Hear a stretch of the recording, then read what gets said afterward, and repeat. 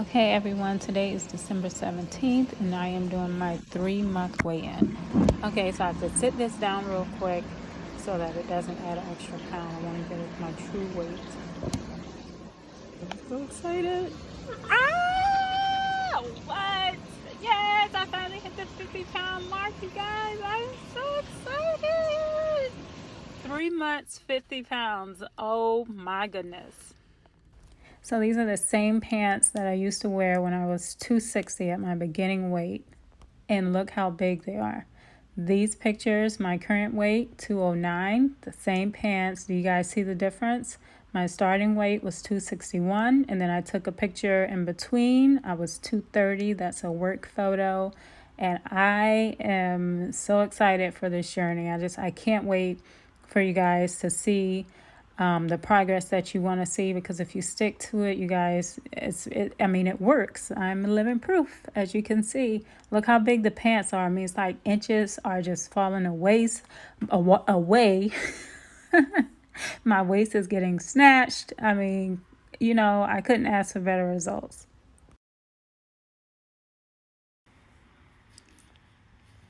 I'm almost in tears right now. 50 pounds. Well, actually 51 to be exact. 51 and some change. 51 pounds in 3 months. Just shy of 3 months. And I'm beyond stoked. I wanted to make sure I got the date in there because I don't know when I'm going to be posting the video. I'm going to try to do it as soon as possible, but sometimes, I do all my recipes and everything for the channel, and these kind of just fall by the wayside. But I am so, so excited. I'm so happy that I've actually found something that works. Like, it works. It really, really works. You stick to it. You stick with your macros. Low carb, no sugars, high fat. Like this, it works. It literally works. Obviously, for some people it may not. Like people with diabetes, this isn't a good weight loss journey to be on, or a good diet to be on. But just about for everybody else, I'm not a doctor or a physician. This is not medical advice. So that's my disclosure. But anyway, for everybody else, like, this works. It's crazy. I wanted to go over a few things because I've been getting some inbox messages and Facebook messages about how to start keto and some of the common questions that people have. So I kind of wanted to give everyone a rundown because I know that people will be looking for new lifestyle changes for the new year. So if you know anyone that wants to lose weight, or anyone that has questions about the keto diet, or anyone that is interested in joining, please, please, please send them this video. So let's get started with the information session. Okay, so I've taken the liberty to go over a ton, or you can't see it, over a ton of notes. Everything that's helped me, basically all the basics that you need to get started on keto. So after this, you should be very well informed. If you have any additional questions, you can always leave a comment and I'll write back or answer your question in that matter. Or you can DM me on Instagram or even on Facebook via our Facebook group, Just Me and Keto. Okay, so if you see me looking over, I'm looking at my phone at my notes section. And to start off, calorie intake. Now, some people will say that you don't need to monitor your calories, and some people will say that you do need to monitor your calories. My thoughts, and from some of the nutritional classes that I've been able to take, and from my progress, you absolutely do need to monitor your caloric intake. You're not going to be able to lose weight without going into some sort of a deficit. Now, if you just absolutely change the way that you're eating, if you just loading up on vegetables, that has a lot of fiber in it, and you're getting close to, a lot of calories or higher calories, you'll still find yourself losing weight simply because that has fiber in it. So some of the bad food that we're eating it's not gonna stick with us, the vegetables. But if you continue to eat bad and consume the same calories, you're just not gonna lose weight. So the best option for this is to go into a deficit so you can lose weight and also change the way you're eating. Okay, cheeses, spices, meats.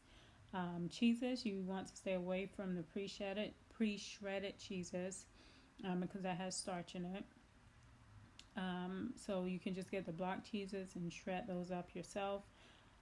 It does make a difference. Sometimes it can kick you out of ketosis. Sometimes it won't. It depends on the amount that you eat. So you just kind of have to do what's best for you and what you realize is working for yourself.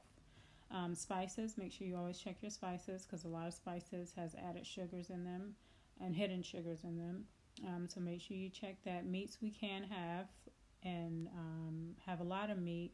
However, with protein, this diet is a moderate amount of protein. So it's high fat, very low carb, moderate protein. So our meats, a lot of meats, sausages, and bacon have added sugars in them. So you want to look at that as well. With this being a high fat diet, you want to make sure your fats are coming from good sources of fats such as olive oil, sunflower oil, avocado oil. Canola oil is pretty good. You don't want to stick with a bunch of saturated fats, which is like lard. Things that are high in monosaturated and saturated fats are considered to be good fats. So just make sure you're looking at all that stuff. You don't want to cook in vegetable oil because that's not necessarily a good source of your fat intake. And vegetable oil is also made of polyunsaturated fats, which isn't good. Trans fat, margarine is shortening. We don't want margarine. We don't want shortening. You want to stick with real butter. That way you can get a good amount of your fat in through using real butter. And it also tastes. It makes a world of difference with the taste in your recipes. Protein, like I said, this is a moderate protein lifestyle change. So with that being said, a lot of people go a little overboard with the protein, but protein can actually turn into glucose, so which then spikes your blood sugar levels. So you don't want to go out of your macros with that. That's why I always tell people it's important to at least get them done. And even if you don't stick with them, which I don't recommend, but if you don't stick with them, let's say 2 months, you've been in a journey for 2 months and you don't necessarily stick with them, you can kind of eyeball it. And I'm guilty of that because I usually get them recalculated, but I stuck with them. I was very, very strict and I stuck with them the first month that I did them. So I know that I need to be, as I lose weight, I need to readjust my macros, how much protein I'm intaking, how much fat I'm intaking. Carbs, and your carbs will always be under 20. Okay, so that was for the vegetables. A lot of people always wonder what I eat, and honestly, if you see the recipes that I do, I don't do anything complex that I feel is complex. I have 3 boys. I have a husband. I'm literally always cooking, especially now because I have to prepare all of my food. So I don't do anything that's over the top. I just kind of find alternative ways. Like, let's say meatloaf. If I make meatloaf, I do the exact same recipe as if I wasn't on keto, with the exception of the breadcrumbs. So I use almond flour instead. I don't use brown sugar in this. I'll use the Swerve sugar, eggs, the same seasoning, just about everything. I just find alternatives to the things that I can't eat. I absolutely love trying recipes all the time because I don't want to get bored. I don't want to revert back to old habits. So if you can find a way to kind of itch your cravings, then do that. Just do it in a healthier way. There's just so many recipes out there that it really doesn't give you this. To me, in my opinion, keto doesn't really give you a way to fail because there's just so many alternatives. Okay. So, sugar-free products. Okay. Well, before I get into that, so anyway, I'm sorry, I'm all over the place. I'm trying to remember as I'm talking and making sure I hit all of my bullet points. But like I said, a lot of the stuff I keep basic. I do recipes and all that. But in the morning, let's say in the morning, I'm usually scrambled eggs, maybe some bacon. I used to do a lot of sausage, but you see this little pimple here? That's what I get from sausages or a lot of greasy foods. So I have calmed down with a lot of the greasy stuff. But anyway, let's say eggs. I'll eat eggs all day. And I was never really an egg fan, but honestly, they became my best friend. There's a lot of recipes for breakfasts like chaffles. I'll do the chaffles. I put some cheesy scrambled eggs in there. A little bit more cheese on the top. And I smush it between 2 cheddar chaffles, and I am good to go. Well, I just do scrambled eggs. I just keep it plain and simple. I've never been a really huge breakfast fan, but now I make myself eat breakfast because it kind of starts up your metabolism. So you don't want to skip that meal. For lunch, any given day, I can eat anything. I absolutely love broccoli. I get the frozen broccoli. Sometimes I get fresh broccoli, but I keep quite a few bags of cauliflower and broccoli in my freezer because they're easy for me. I cook them, I season them, I add some butter in it, salt and pepper and cheese. Heat that up in the microwave, and I'm good for a little bit. I add in shrimp. I'll add in bacon bits, sausage. Just anything, just like mix it together. A lot of times for lunch, I'll take whatever I made for dinner and take that for lunch the next day. And I make a lot, so I freeze a lot of my food, or I put it in the fridge. I have Tupperwares all inside my kitchen because I don't want to feel like I need to go and grab anything. And that comes with self-discipline, so I've been working on that. But for now, I know that with such a busy schedule with my children, with my husband, with myself, with school, with work, with the videos, with the channels, with all this stuff, I know that I need something that I can just go to and grab. So I do meal prep. I meal prep a lot, and that's really, really important too. All right, so sugar-free products. So sugar-free products, there are such things as sugar-free products. However, you have to know the names of sugars. Sometimes something will say, let's say sugar-free brownies, but it'll have sucrose in it. So there's sucrose and there's sucralose, which are two different things. Sucralose is not digestible in your stomach, so it doesn't spike your blood sugar. At least that's what the studies say. Sucrose does, which is another name for sugar. So you have to know the names of your sugars so you know to avoid them. And there's so many. And I posted that in my last weigh-in. So you should go back through. I'll try to post it on here if I haven't deleted it. I'll try to post it on here too. And it's also on my Instagram. So you just scroll up and scroll down on my Instagram, and it's on there. It's a book that I was reading. And it's a page that has all the names of sugars, and it's just a lot of amounts. Slim Fast products like the fat bombs and stuff, those are really good. You still have to watch the carbs. You never want to go over your carb count, and a lot of that stuff still have carbs in them. And some of the flavors for the Slim Fast does have other sugars in it, so just make sure you check them. Rebel ice cream, which is really good, it's really good, and I think you'll like that if you're an ice cream person. You just kind of need that fix. Zoodles, people use zoodles for noodles. Those aren't bad, but they do have starch in them. So with a lot of things, you still have to monitor the amounts that you eat. If you eat a lot of the sugar-free stuff, you're probably going to have some, like, an upset stomach of some sort, because that stuff I don't know. I get an upset stomach sometimes. I've went a little overboard on the Rebel ice cream. That never hurt my stomach, but the Slim Fast bombs, I had some issues with that, and that's because I ate too many. So we're all different. But like I said, you have to monitor your carbs because that stuff still has carbs in it, and you have to make sure that it doesn't have hidden sugars. So also, Don't just check the food label. You also want to check the ingredients, because sometimes at the bottom of the ingredients it will definitely say less than 2% of sugar and salt and stuff like that. So you want to check both just to make sure there isn't anything hidden in there. All right, fruits. I get a lot of questions about fruit. Yes, you can eat fruit. However, fruit has a lot of sugar in them. It's organic because the fruit is organic. It's not added sugars, but it still has sugars in them, and they still can spike your levels. So you can eat fruit. You just have to eat it in moderation.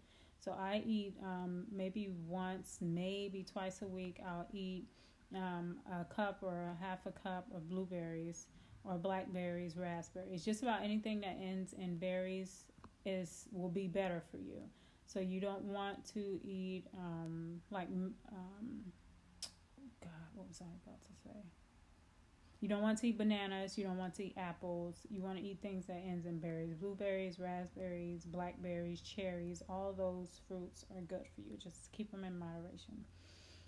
So what are net carbs? Net carbs is the total amount of carbs minus sugar alcohols and minus the fiber. So if something has 20 carbs in it, and it has 5 grams of fiber, that'll be 15, and then it has 5 grams of sugar alcohols, then that'll be 10. So then your net carb for that serving amount in that food will be 10 net carbs. So on keto, you are allowed to count your net carbs. I count my carbs whole just because I want to, just because that's just how I do it. I try to hold myself accountable, and I don't want to go crazy and say, oh, well, this is, 50 carbs, or, this is 20 carbs minus 10 here and 5 here. So my net carb is only 5. I don't do that. I just do the full carbs, and whatever it is, that's what it is, because it's an added bonus if I have some left over. Let's see.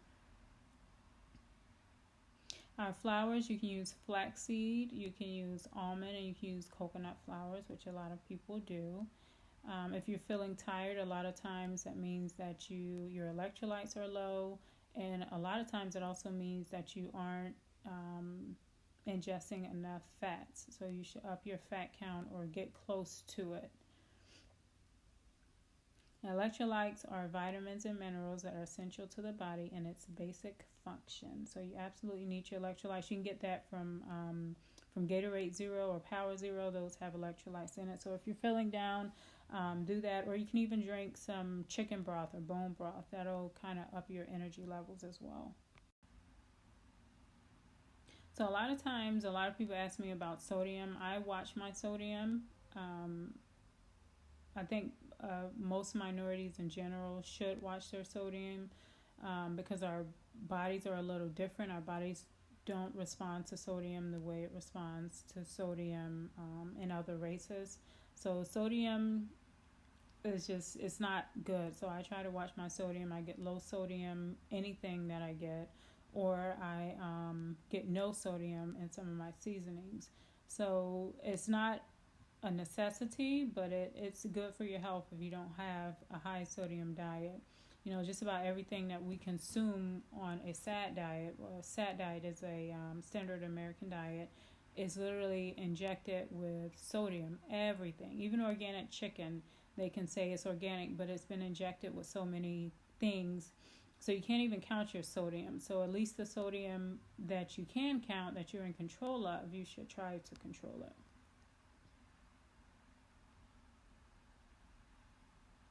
Okay, fat adapted. Fat adapted is when the body is in ketosis long enough and it begins to use your stored fat as energy versus sugars and carbs as energy. So this is exactly what you want. This is what we're aiming for when you go into ketosis. But you have to go into ketosis. You go into ketosis once you have eliminated the sugars, once you've eliminated the carbs or cut them significantly, then your body will start to burn fat. And you'll know this. A lot of people say they get on the scale and they get so sad because they don't see, that they lost 10 pounds in 5 days or whatever. But you literally can see it on your clothes. Like, you can see it. Think about your pants if they were filled with marshmallows, how puffy they would look. They would look kind of like cellulite and stuff like that. And then think about it if it's muscle. So as you're losing the fat, it's not going to weigh as much as the muscle. So you may not see it on the scale, but your clothes are literally going to be falling off you. So I tell people everyone's different. We all don't have the same body type. We all don't lose in the same way. So don't always be so dependent on the scale. I would say weigh yourself once a week. I weigh myself once a week. I weigh myself every Sunday. As soon as well, no, I'm lying. For the first month and a half, I weighed myself every week, sometimes a couple times a week. And I would do it every Sunday because that's the beginning of the week. I would do it every Sunday. And as soon as I woke up, I would do it. Here on out, I do it maybe twice a month. For my recordings, and just to kind of see where I'm at, to make sure I'm still on track, so just don't be too dependent on the scale. Okay, so we went over our energy, fat adapted. So keto flu is fatigue, it's headache, it makes you feel really, really tired and exhausted, just like you ran a marathon and you just been working all day. Sometimes you get kind of brain fog or brain farts. But that's just because your body is changing. It's using a different type of energy now. So it takes some getting used to. Sometimes it's also from the low electrolytes or low fat. So you want to adjust that. And if you still feel that way, just give it a few days. It usually lasts about 3 to 4 days. And you'll get over it, especially if you were a big caffeine person or a big sugar person. Then you may feel that a little more than the next person, but don't give up, because I promise you it will definitely go away. All right, some keto abbreviations. OMAD means 1 meal a day. So some people do intermittent fasting, which is IF, intermittent fasting, and they'll just do 1 meal a day with that.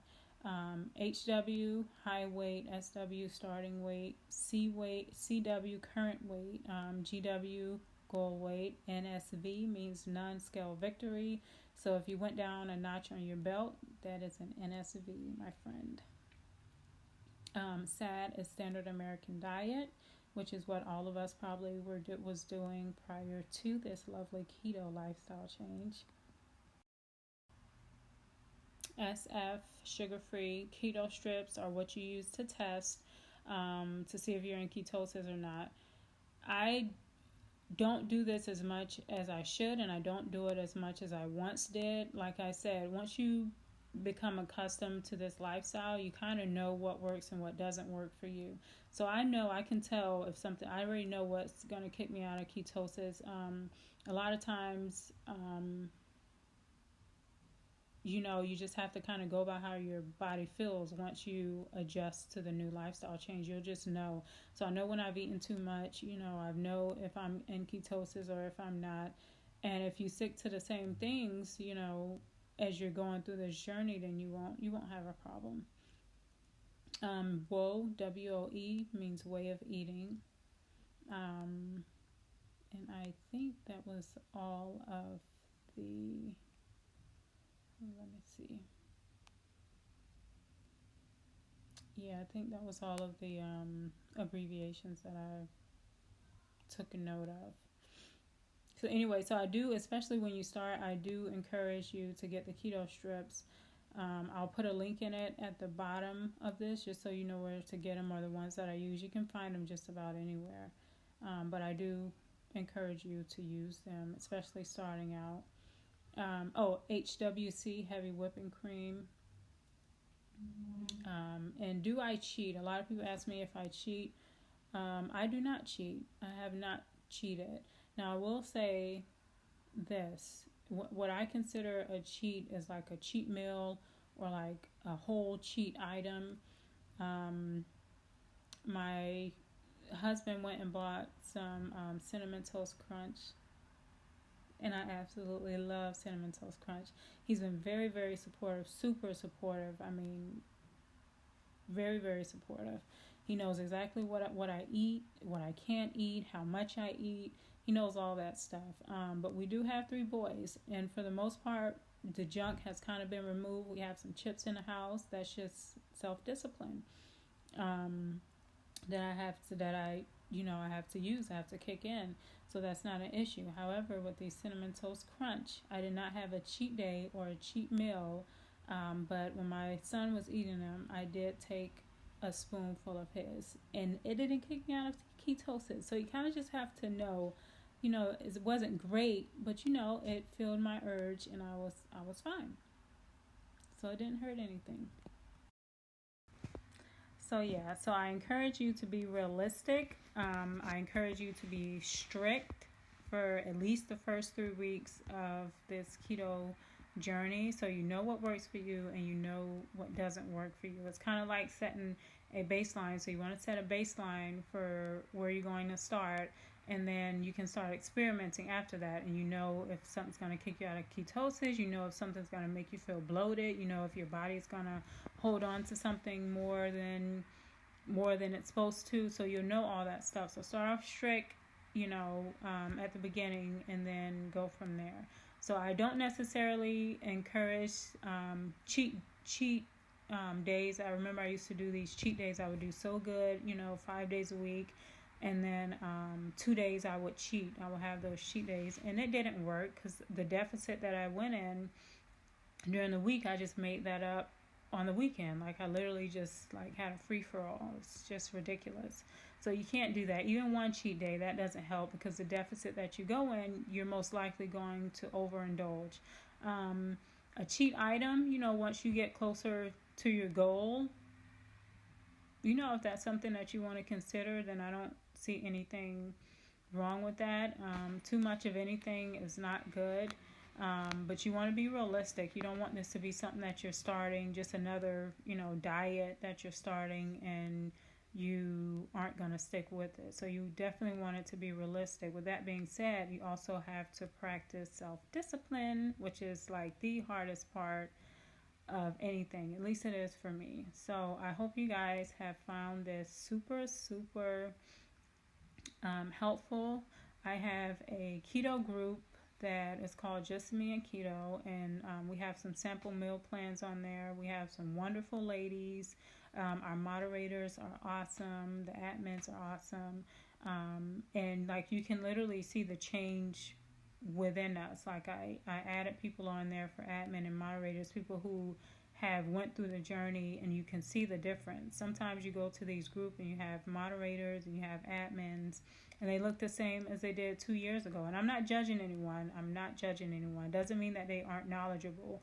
But for me, I find motivation by seeing other people do something. It's kind of one of the reasons that I started this, because I was scrolling on Instagram and I saw somebody who did it, and she looks wonderful. So I'm like, well, let me give it a try. And here I am 3 months later, 51 pounds down, and I cannot complain. So I would never charge anyone for asking me a question or asking me for advice. If I know it, you're going to know it, and I think that just should be the way of the world. Some people charge for that stuff, which is their prerogative. That's fine, because maybe they're a pro at it, or I don't know. But that's them. But if I know it, you know it. A lot of this stuff is on the web. Some people need additional help, so they have keto coaches out there. So maybe you guys can reach out to one of them. I do not consider myself a keto coach. I am just a person that is very well informed. I've been to so many nutritional classes through my insurance now that I would qualify as a nutritionalist. So just a word of advice. So just just letting you know. So I hope you guys have found this helpful. Please, please, please, please share this. Let me know if you have any questions, comments, or concern. I wish you well in your keto journey. Until my next weigh-in.